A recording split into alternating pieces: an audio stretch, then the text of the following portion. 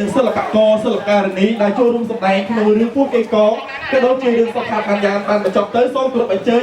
លោកដែលជាបាទក្រុមការងាររបស់ផលិតកម្មភូមិពេជ្រទាំងអស់និងក្រុមការងាររបស់បាទខាង Adcom ចូលរួមថតរូបជាអនុស្សាវរីយ៍នៅក្នុងពេលនេះផ្ទាល់តែម្ដង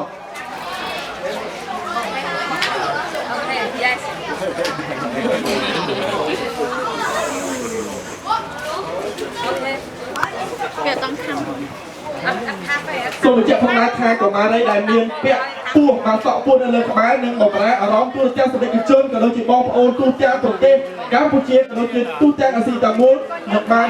ឃើញពីការបញ្ចេញសមត្ថភាពជាមួយនឹងបាទសកម្មភាពថ្មីផ្នែកទៀតហើយពីក្មេងស្រីពាក់សក់ពោះធ្លាប់លេងនៅពីមុនដែរទៅអស់គ្នាមិនហ៊ានការពោះមកបែកនេះជាសមត្ថភាពយន្តក៏ដូចជាទេពកោសល្យពីធម្មជាតិក្មេងមួយទៀតសម្រាប់ក្មេងស្រីដែលហ៊ានពាក់ពោះនៅលើក្បាលក្មេងស្រីមួយរូបនេះនឹងដើរតួជានាងកែនៅក្នុងខ្សែភាពយន្តរឿងពោះកេងកងដែលនឹងដំណើរការធ្វើការ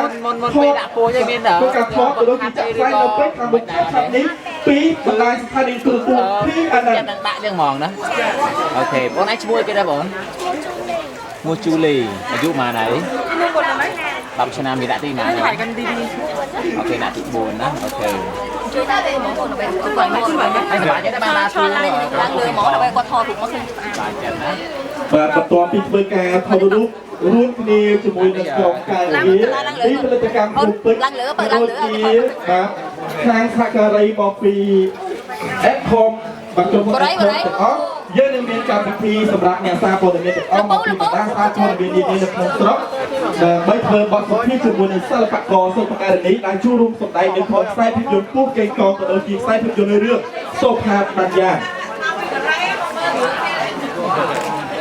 មិនបរិយាខ្លាំង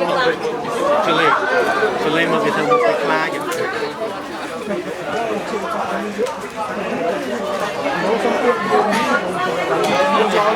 có chứ bỏ có chứ bỏ